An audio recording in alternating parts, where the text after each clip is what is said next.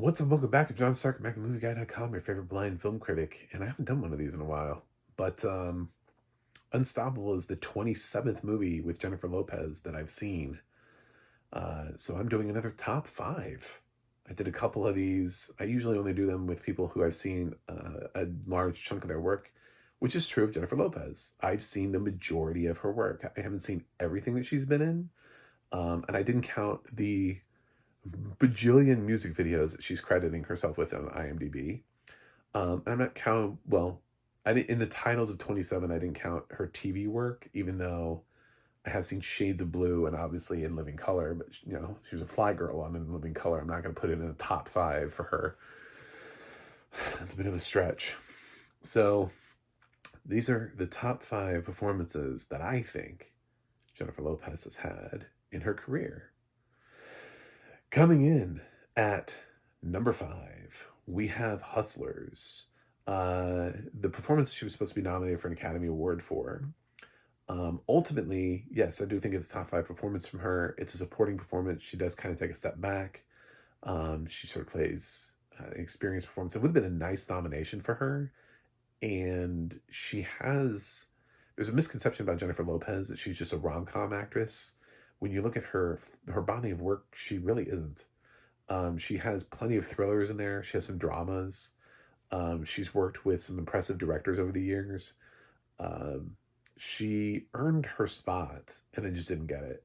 So maybe it'll come back around for her. But hearing the words Academy Award nominee Jennifer Lopez is not as weird as you may think, especially when you hear the next four roles on my list. One of them, my next one, you're definitely not going to remember because I think I'm one of the only people who saw/liked this movie. But my number four is An Unfinished Life, where she co-starred. Josh Lucas was in this, Robert Redford's in this. And it's a quiet drama. It feels very much unlike the kind of roles she would take. She's a woman that has sort of suffered domestic abuse in her lifetime, and she kind of retreats back home and tries to pick up the pieces where she left her life before. It's a quiet performance from J-Lo. She's not giving. She doesn't have to be attractive, pretty. She doesn't have to dance or sing or do anything like that. It's an indie drama, essentially, and it plays like one. And it's a different side of Jennifer Lopez. And it's a film that I like, that I'm not sure everybody's seen. I don't know who likes this film, but I do. Moving up the list, this is sort of an in defense of, because I always thought she was good in this. The movie's not, but she's good in it. And that is Enough. Another one of her movies where she was dealing with domestic violence. Sort of earlier on in her career, this was sort of in the middle of a lot of rom-coms for her, like in between, like Wedding Planner, Made in Manhattan. She did this and Angel Eyes. Angel Eyes is okay.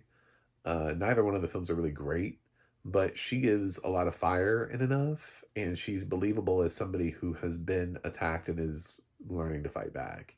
And that's what I liked about her performance in Enough. And it's stuck with me all these years. I've only seen this movie one time, but I've always remembered it. Like, I've always remembered her performance in Enough and been like, I always thought she was good in it, even if I didn't like the movie.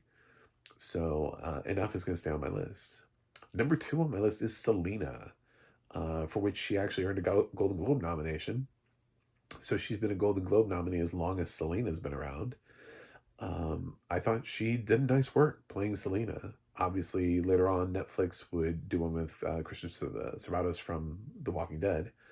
But I mean, J-Lo was good here.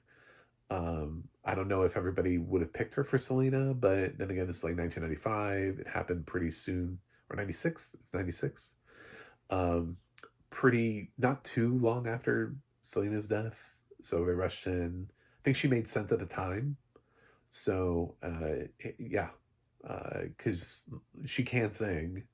So obviously just not like Selena. Anyway, my number one performance of Jennifer Lopez is Out of Sight. When I said she's worked with good directors, I do mean she's worked with great directors. And here she's worked with Steven Soderbergh. Her performance here is so underrated and so undervalued, and this is absolutely her best performance. They actually spun her character off into her own show. Karen Cisco got her own show. Carla Gugino played her um, for like a whole season. It didn't last more than that. I actually liked the show, which it had, but she made enough of an impact with this character that it got spun off into a TV show. So Out of Sight was kind of an underrated movie when it came out, but has a very strong cast. It's totally rewatchable from 1998. It's a great movie. Looks great on her resume. And I think her performance as Karen Cisco, which balances sort of comedy, romance, action, drama, it has kind of everything in it. That's a Steven Soderbergh movie for you, is that she got the opportunity early in her career to sort of show in a performance like a range of things, and she's not a glam girl here, you know. She's a cop. So uh that's my top five of Jennifer Lopez. Let me know what your top five are in the comments. Anyway, thanks for watching, thanks for subscribing. I'll see you guys on the other side.